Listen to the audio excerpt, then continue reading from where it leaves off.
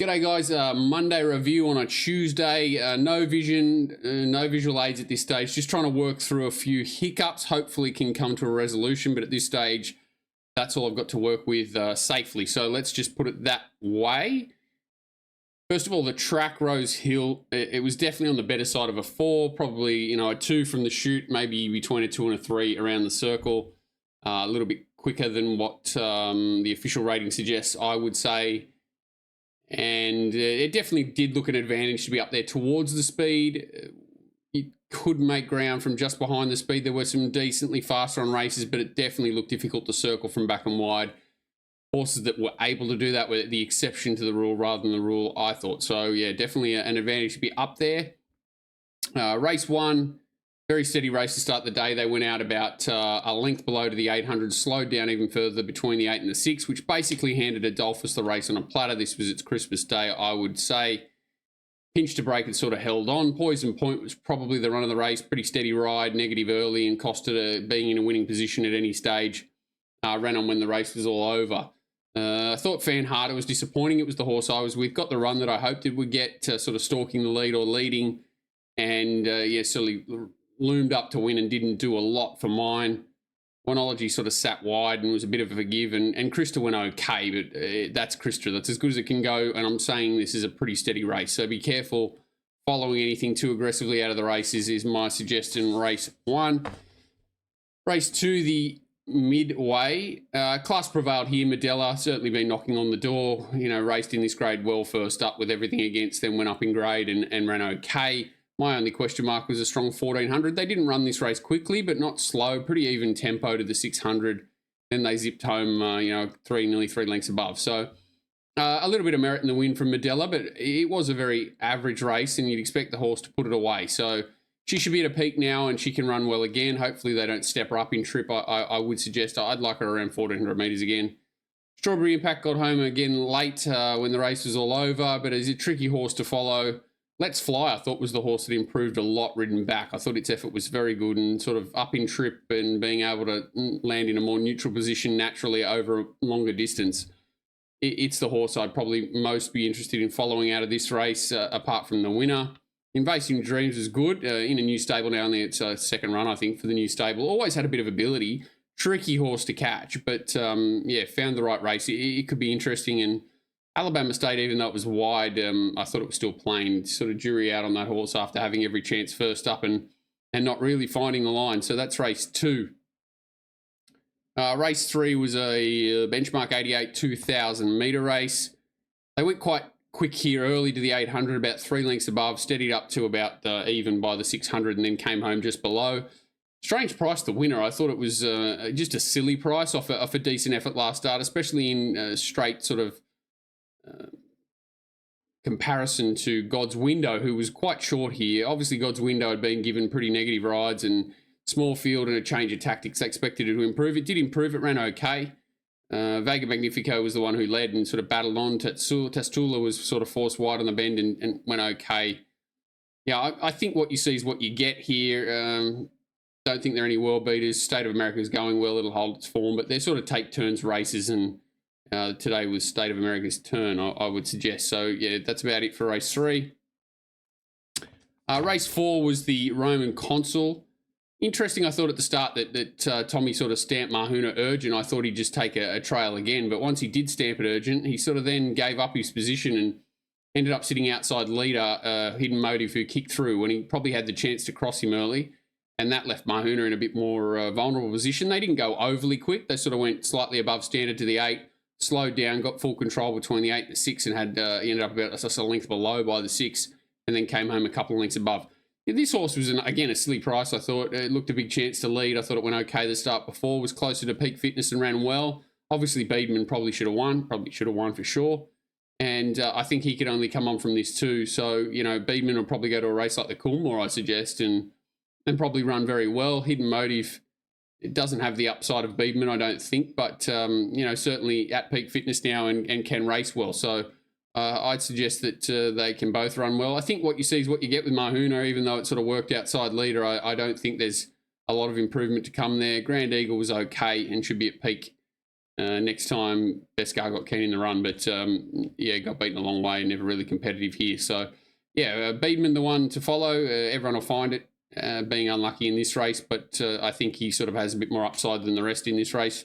Going forward, this prep and Hidden Motive can continue to race well. Good pattern on speed and very sort of one pace but strong horse. Race 6, we missed race 5. Where's race 5? I don't have a sheet for race 5. There it is. The Tap Craig. Yeah, Reggie sort of busted this race up on Duke of Arrakis and probably cost Farnicle the race, I would suggest. I hope he actually was slow away, and that was probably what helped it. I think there was a change of tactics there to race more forward, and when it missed the kick, it sort of ended up that length or two further back, and because they went so fast, about 4 or 5 lengths above to the 800 and up to 6 lengths above by the 600, Reggie didn't even give it a breather, sort of between the 8 and the 6.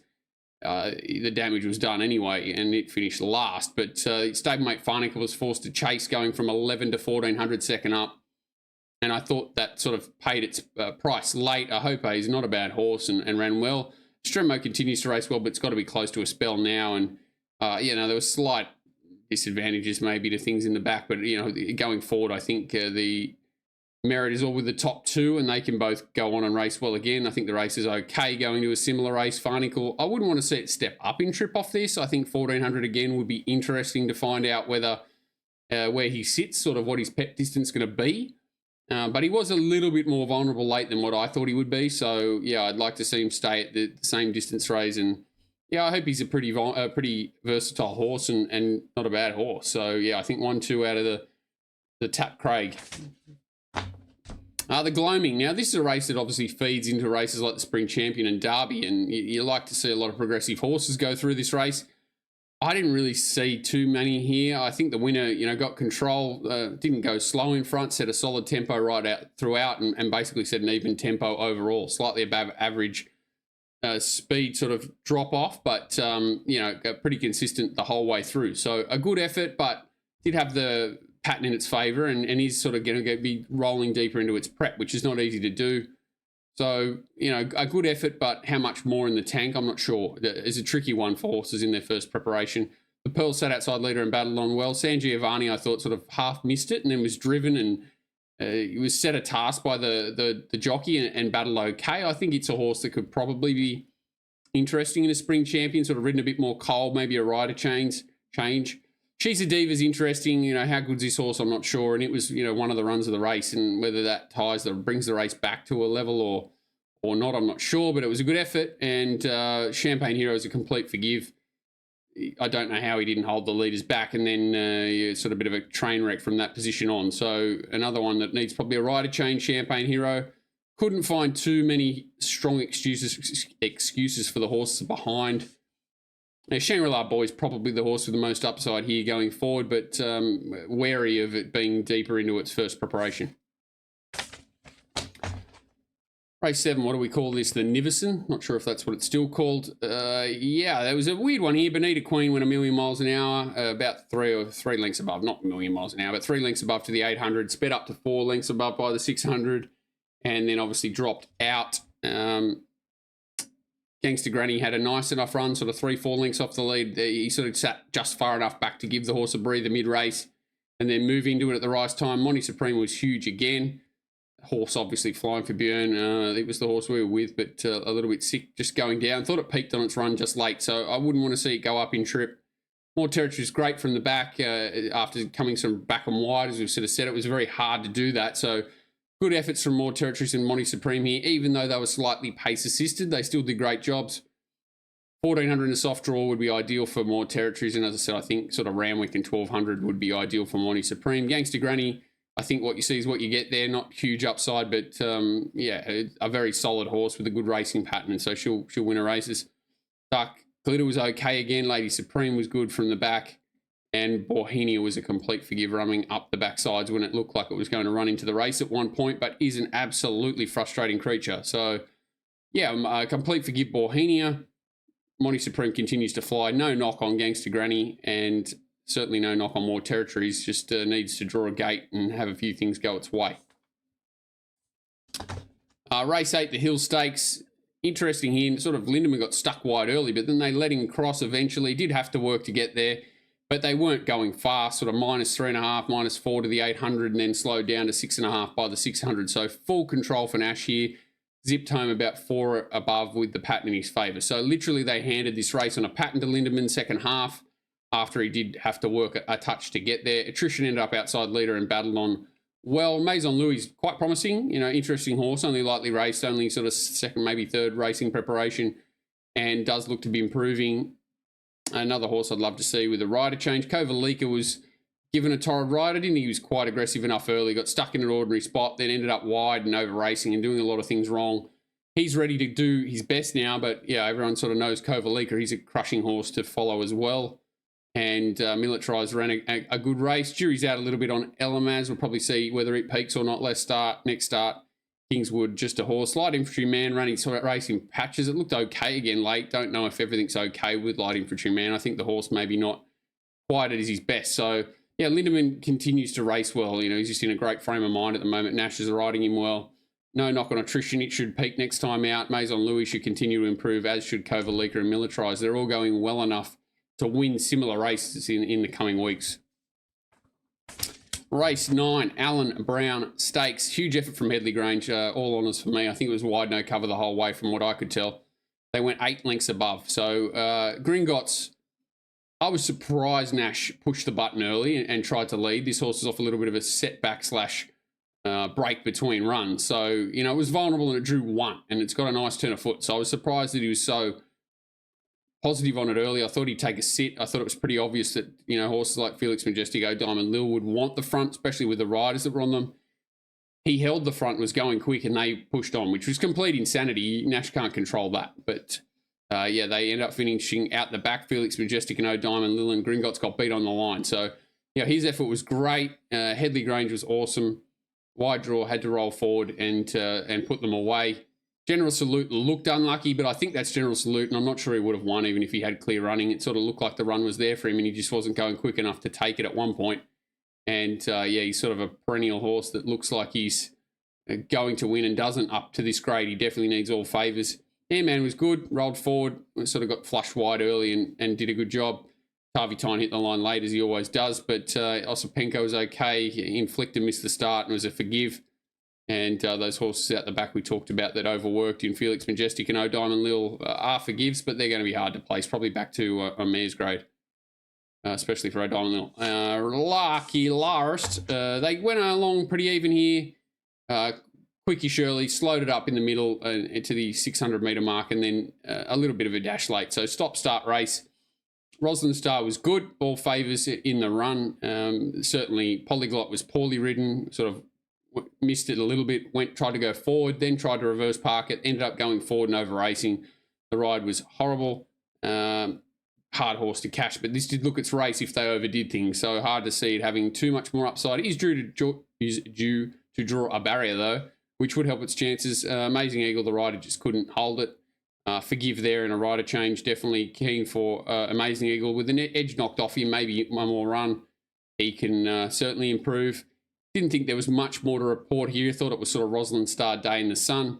They went about a length and a half below standard to the winning post. That's the race quality overall. So not a great race, and Rosalind Star had all favours. Mogul Monarch was a touch unlucky.